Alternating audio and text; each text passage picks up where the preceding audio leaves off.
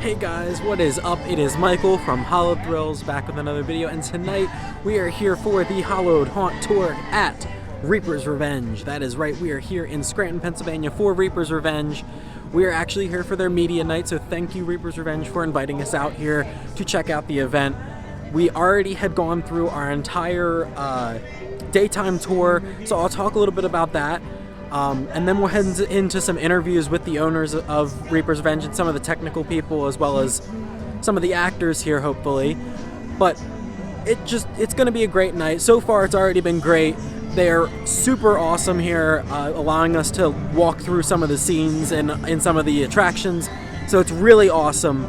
Unfortunately, we aren't allowed to film in literally anything, so it's going to be a lot of face-to-face, me telling you what happened, showing off pictures and stuff that they have allowed us to share.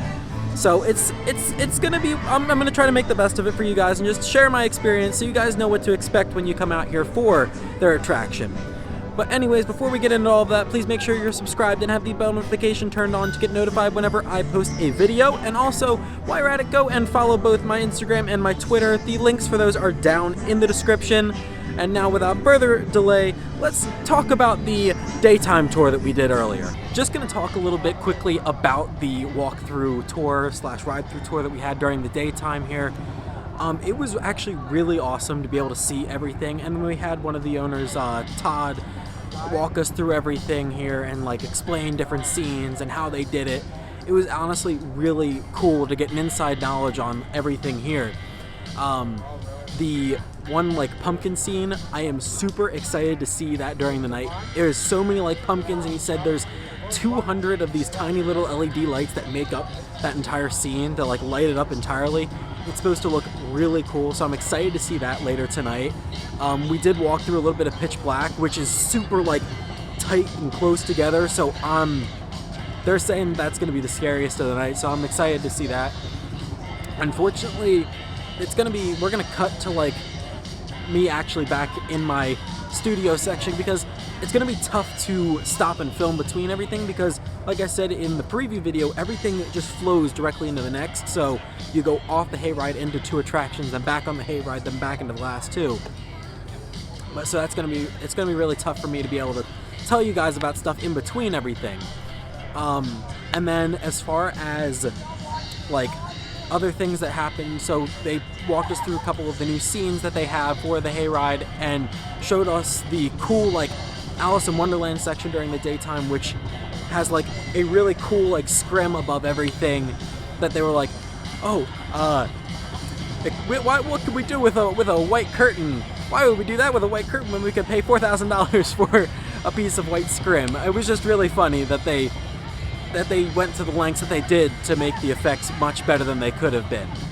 So it's honestly, this entire thing so far has been really awesome, and I cannot thank them enough for inviting us out here to check that out. And I really wish I could have shared some of that stuff that we saw today with you. I do have one picture from it that I'll put up right now from inside of Alice in Wonderland.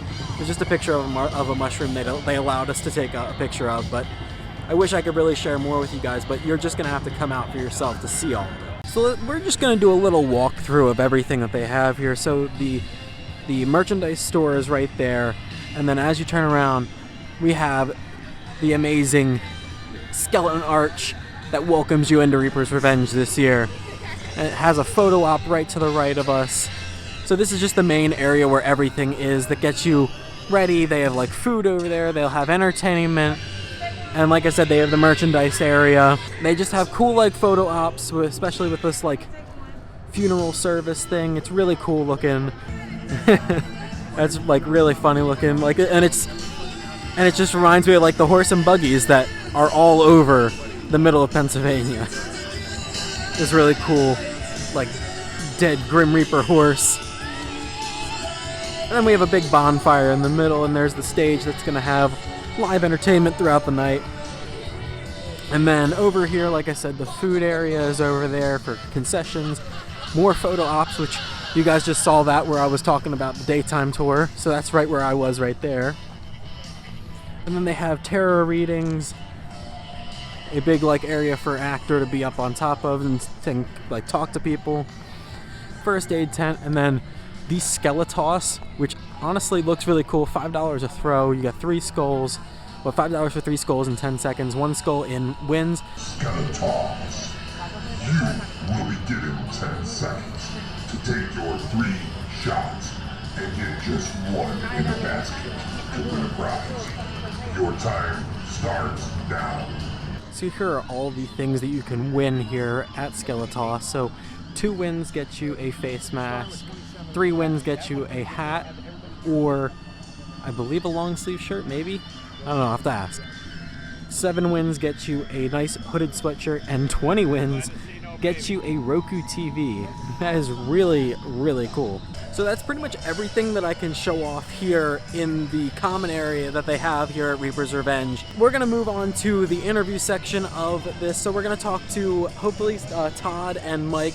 Mike is one of the engineers here that does a lot of the pyrotechnical work and the electrical work here. And then Todd is the one that does a lot of like the actual designs of the mazes here. All right, so we're here with Todd from Reaper's Revenge. So Todd, if you could just tell us a little bit about what you do here at Reaper's Revenge. Okay. Well, I'm one of the owners of Reaper's, and I handle operations. I'm the director of operations as well as the director of marketing. So any graphics or stuff that we put out on the web, my media team puts it together. I have some amazing people that work in my department that make me look way cooler than I am. And same thing with running operations on the mountain. We've got an awesome haunt family here that makes us look really cool because they're cool. So with all of the different haunts around Pennsylvania, what makes your haunt in particular different than all the others? Well, I think it starts with the hayride. And, you know, we've been voted #1 hayride in the country the last 5 years. It's just countless, credits to our attention to detail. We try to put on a show that really gets our customers in the mood, entertains them. We're going to have a good time out here. Yeah, you're going to get scared. We're going to have some fun. But you're getting that entertainment aspect, which really makes a difference. You know, people are spending money and they want that show.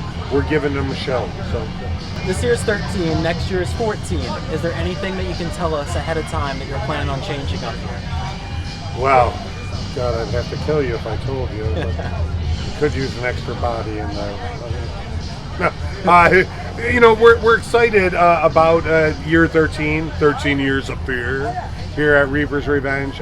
Such a cool number. But yeah, we're already planning. In true haunting fashion, nobody ever knows of the ideas that we had for this year that we didn't get to.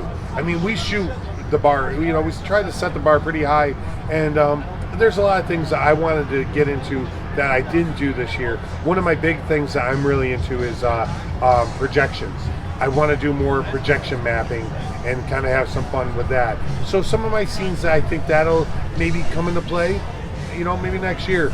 We built some pretty big scenes this year that took up a lot of time, and it's a big show. I mean, we have over 90 minutes of entertainment, 5 attractions. I mean, just not a lot of shows in the country give that 90 minutes of solid show, and it's, there's some great shows across the country, but we have to be careful.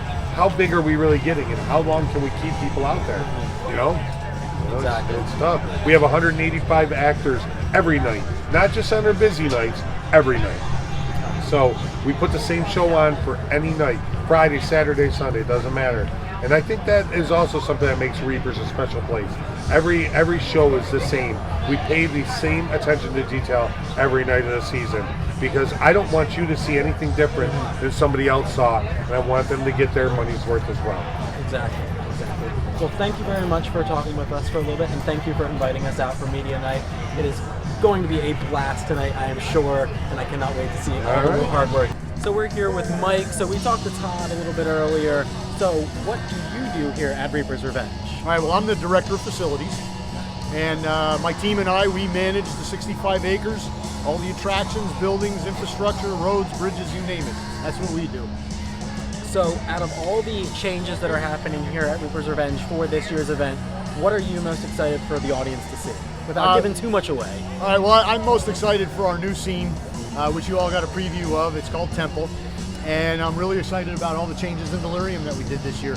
We opened it during the pandemic last year, and there were limitations to what we could do with it.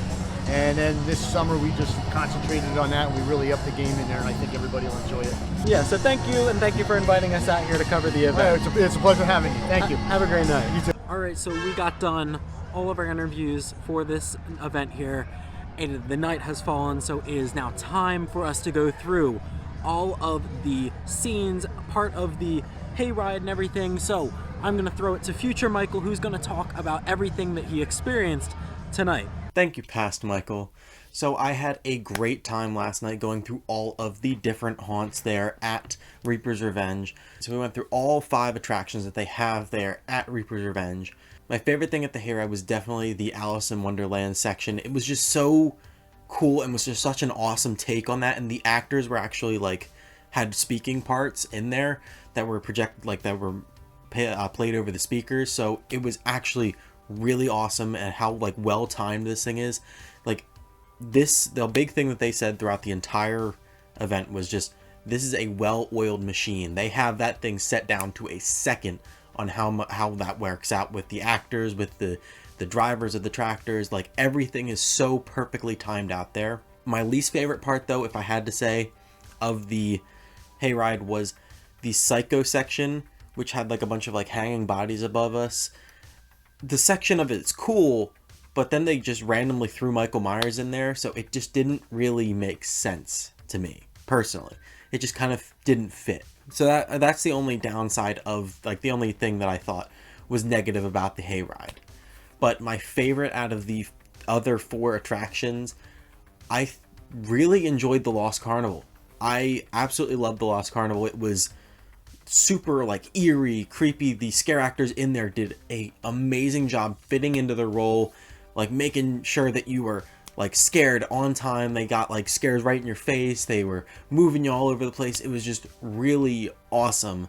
But I did have another good experience in one of the other ones. That was Sector 13. In Sector 13, I literally got taken by the doctors and thrown on a operating table, and they like had like these saws. They were sawing my arms and staple gunning my arms. It was honestly really like cool. I was having a blast while they were operating on me. It was honestly really cool. One of my other favorites is kind of like a runner up to all of to the Lost Carnival would have to be Delirium. After the daytime tour, I wasn't really excited for Delirium because I'm just like, it's another 3D funhouse, nothing too special about it. But when I say that the actual like paintings and drawings on these walls in there were amazing, oh my god, they were so well done.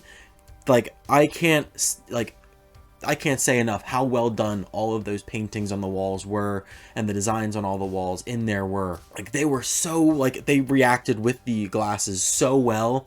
Like you would move your head and it would look like the picture was moving with you. It was just so trippy. I was blown away by that attraction.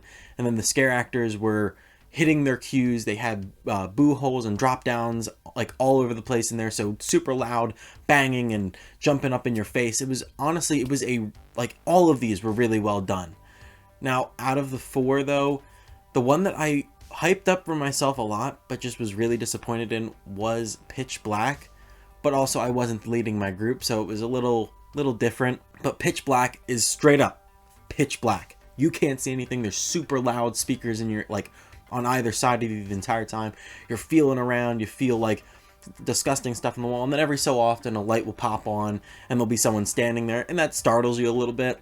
But I didn't really, that one really wasn't my cup of tea. It wasn't really that bad for me. I mean, personally, the group that I was with, the person in the front had a much different experience than me, just because they're guiding our entire group through there.